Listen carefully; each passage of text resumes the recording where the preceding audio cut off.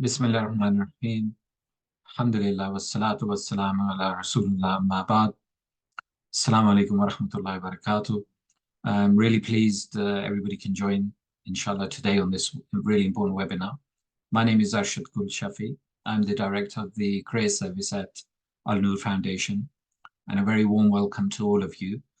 This is a series of webinars that we're doing, and alhamdulillah, today also it's very important webinar in the subject that we have, and we're going to discuss, inshallah. So today we're looking at successful UK medical applications and overview, and I hope you will find it very beneficial, especially for those students and applicants who are thinking about medicine. So without any further ado, inshallah, let's commence with this webinar.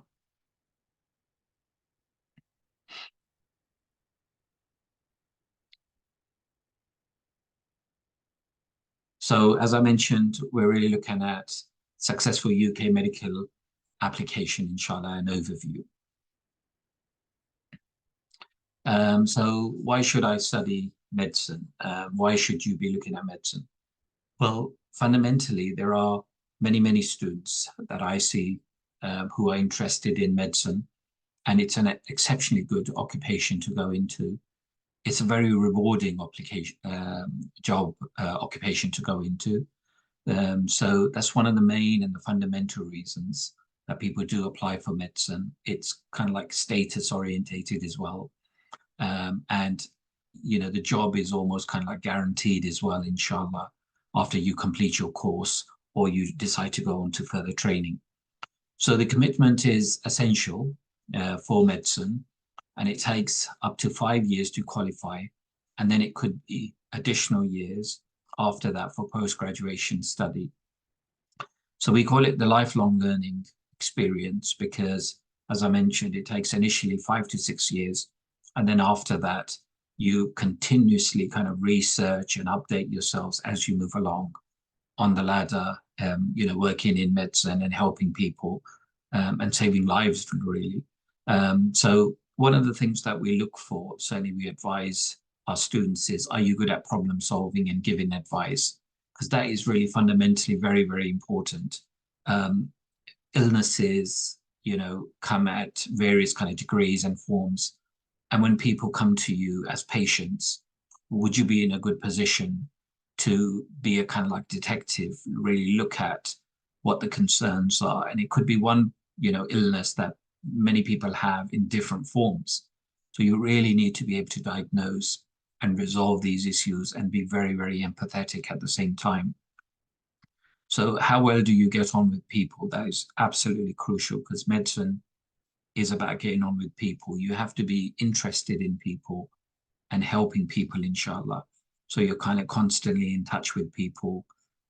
You are diagnosing people. You are looking, subhanAllah, at signs where people may need help and support.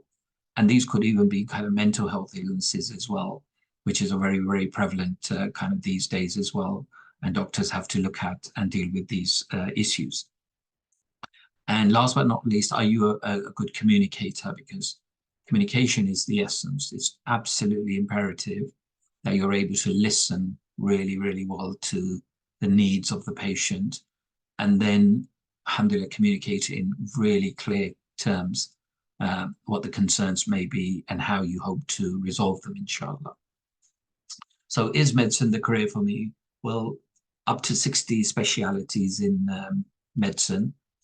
You know, this ranges from kind of like brain surgery to tropical diseases or any other kind of illness or disease that you may want to specialize in. It certainly has a lot of job security.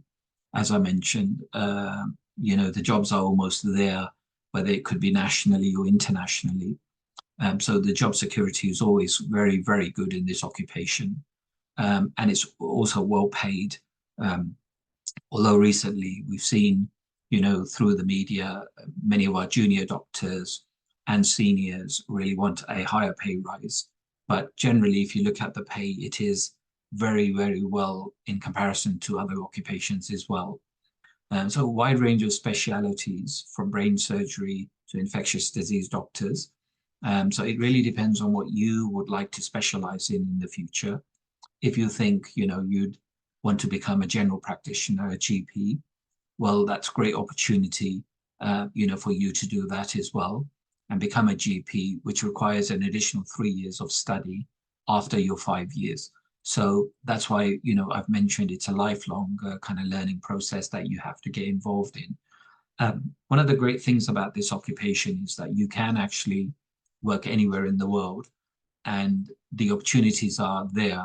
Alhamdulillah, I think everybody knows that all around the world, there are fantastic hospitals, private and NHS based. So if you wanted to work in the Middle East, for example, in the Americas, you can certainly do that. You can take this qualification and your experience. And if you have specialism, just take that with you and you'll be able to almost get a guaranteed job and a very, very good salary as well.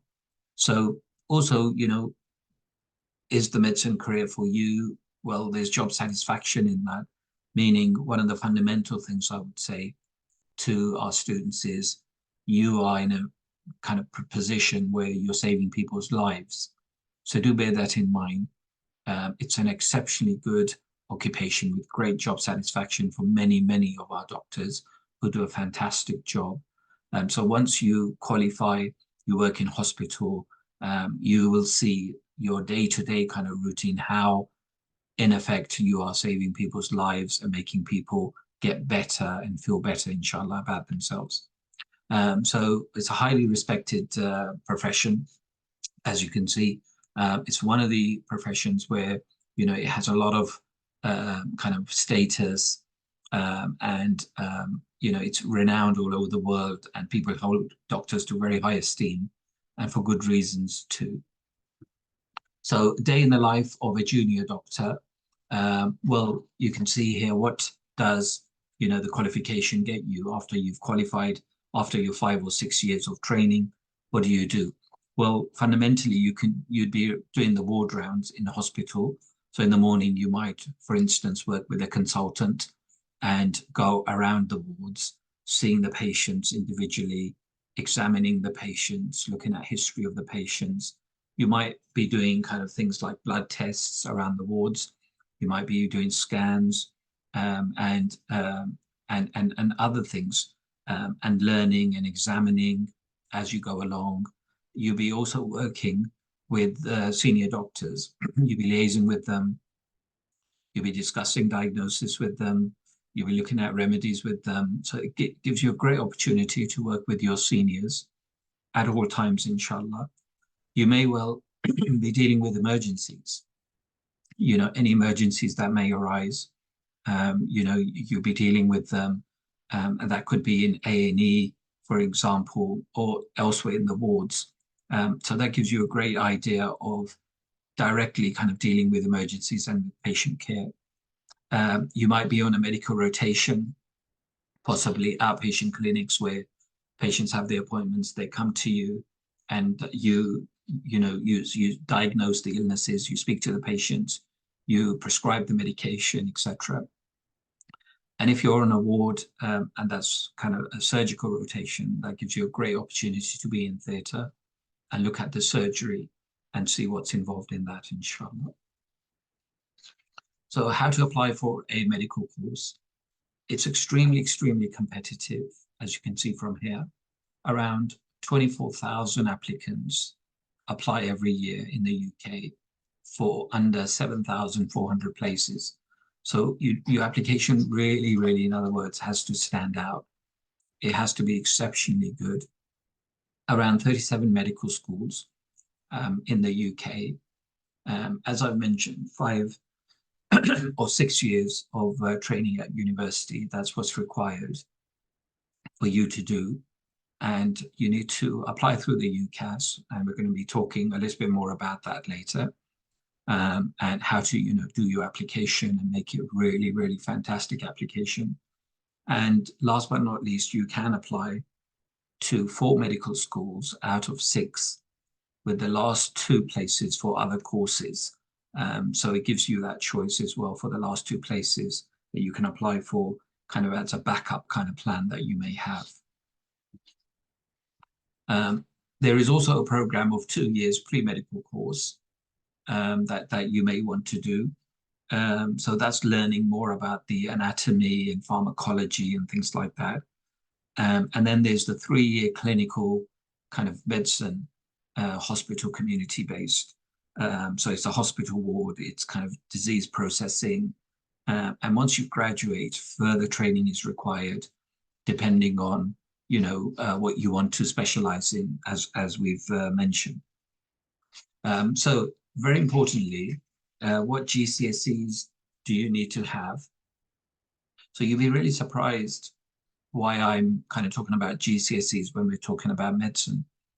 Well, I've always kind of said and maintained to all our students that your GCSEs in secondary school is absolutely imperative. I cannot emphasize on this enough.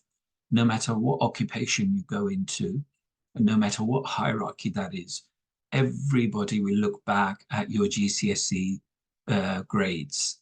So whether you want to become a pilot, whether you want to become a teacher or a doctor or a veterinary, going to veterinary science, for instance, or dentistry, the GCSEs and A levels will matter. So therefore, I always advise students, we really need to work hard on our GCSEs, get the grades that we need, because they're inevitably going to be really, really important for us for the future. So minimum of level 6, that's kind of C+ grade, required in English and math to go into medicine. Between 5 and 7 subjects required that you do need to have, and that's quite easily achievable. And if your school is offering individual separate sciences, they're more preferred by the medical schools. If not, then the double sciences is acceptable also. So most universities of medicine, they require a grade 6 in science. So bear that in mind, it's a grade 6, so it's a C+.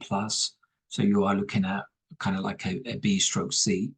And medicine, I've mentioned already, is very, very competitive. So the actual grades achieved by the successful candidates will be higher. So those candidates, in other words, that are applying for medicine, they'll have A and B grades in GCSEs.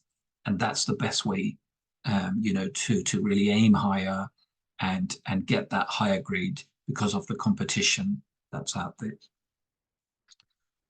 So obviously the most important thing is the A levels for medicine as well. So what A level grades do I need?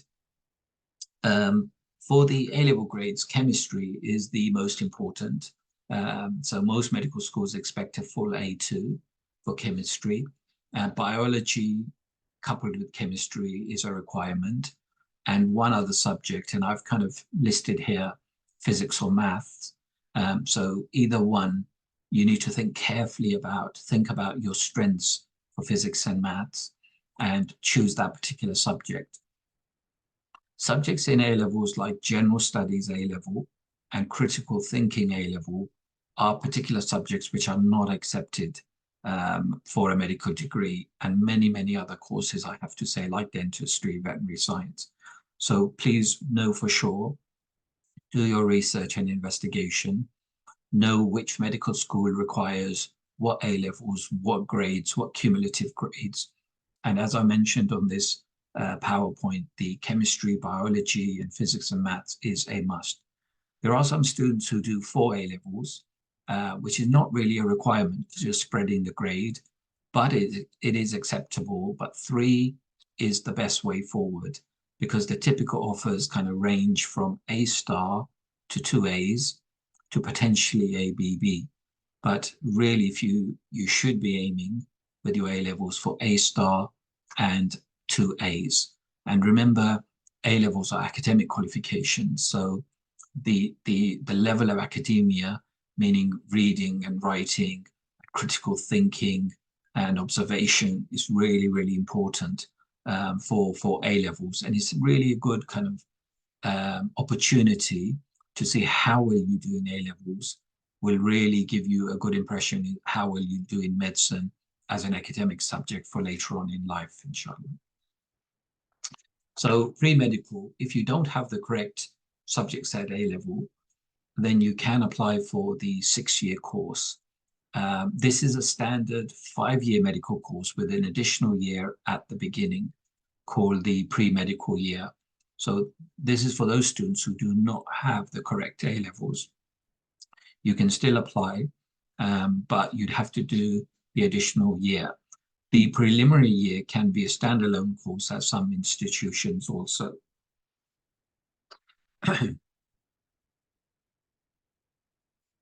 There is another pathway which is called the graduate entry, and this graduate entry is open to applicants who already have a degree. So if you have a degree, say for instance in biomedical science, and you already spent 3 years doing that degree, or up to 4 years, and you decide you want to convert that into medicine, you can do that. And there are kind of 14 medical schools that offer this route. Some require a science-based degree and others don't. But one example I've given is the biomedical science. And if you have that kind of degree, pharmacology, pharmacy, degrees as such, and then you can go into medicine, that is acceptable. In that degree that you've got, you at least require a 2-1. That is the kind of requirement. And obviously, you're going to need the BMAT and the UCAT or the any other kind of test that's kind of required as well, as mentioned. The relevant work experience is required. So please do think about that. Excuse me, the work experience is going to be crucial. And a very, very strong personal statement, which we're going to talk about in a little while also. So what is the UCAT? University Clinical Aptitude Test is what every potential medical kind of degree applicant will have to do. This is a 2-hour computer-based test, and it's a requirement by majority of the UK-based schools, with 30 out of 37. And then the other 7 require the GMAT, which is what we're going to look at very briefly as well. These are kind of multiple choice exams that you have to do based on the computer. You sit the exam from July to October in that year of your application. So one of the crucial requirements is the UCAT, previously known as the UK CAT. What students can do is prepare for the UCAT as well. There are various websites and organizations that give you these samples of these exams that you can actually do at home before you go on to do the test. Should you do the test in that particular year, as I mentioned, from July to October, and you're not successful, you may not get another opportunity in that year. So bear in mind, the key here, in essence, is preparation. You really need to prepare well for this particular exam. So it's very important.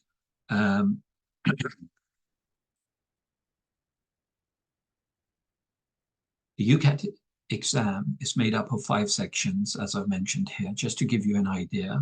Verbal reasoning, decision-making, quantitative reasoning, abstract reasoning, and situation judgment. So, for example, if we look at the verbal reasoning, there are 44 questions that you have to answer in that in 21 minutes. And decision-making is the kind of ability to interpret statistical information, and that has 29 questions where you evaluate arguments, draw conclusions, and that lasts for about 31 minutes. The third, which is quantitative reasoning, is numerical based. So you have 36 questions in that one to answer based on numeracy. Abstract reasoning, the ability to understand patterns amongst shapes, and that's 36 questions in there. Last but not least, situational judgment. It's real world situations, which has around 69 questions that you have to complete. So 5 sections, and again, the preparation, as I mentioned, is really and truly the key. The other test is called the BMAT, which is the Biomedical Admissions Test. And it's a 2-hour pen and paper test with no calculators allowed. and it constitutes three sections. The first is the critical thinking and problem solving. The second is applying scientific knowledge, which is kind of like GCSE standard, and you can apply, what is kind of given to you, and that's a GCSE standard. And the third is the essay writing, that's on one of three subjects. So the BMAT is held twice a year between September and November, and you receive your results in 3 weeks once you do this. The UCAT, you get the results immediately, there and then, before you leave the hall. Where in this particular test, the BMAT, you get in 3 weeks' time. And once again, to re-emphasize to everybody, both of the tests, you only get one opportunity. So if you are not successful with the grade that's required, you would have to do it the next year. And because of that, as I mentioned, preparation is absolutely key in order to prepare yourselves really, really well. Look at the test questions and answers and practice as much as you can before you go for the original. The other important thing about the medical degree applications is your personal statement that you submit via the UCAS. And it's the personal statement is absolutely crucial. It's an opportunity for the admissions tutors, for you to really show the admissions tutors what kind of applicant are you? What is your thinking behind this program and course? Why have you chosen medicine? Why should they give you that particular admission and not anybody else? So all of these kind of fundamental questions of the reasons why you want to apply, we really want to put in the personal statement. Again, the personal statement, you need to work really, really hard. You need to do this many, many times as practice. Consult as many people as you can, as I'll mention in a little while, and then get the personal statement up to date and ready to send off.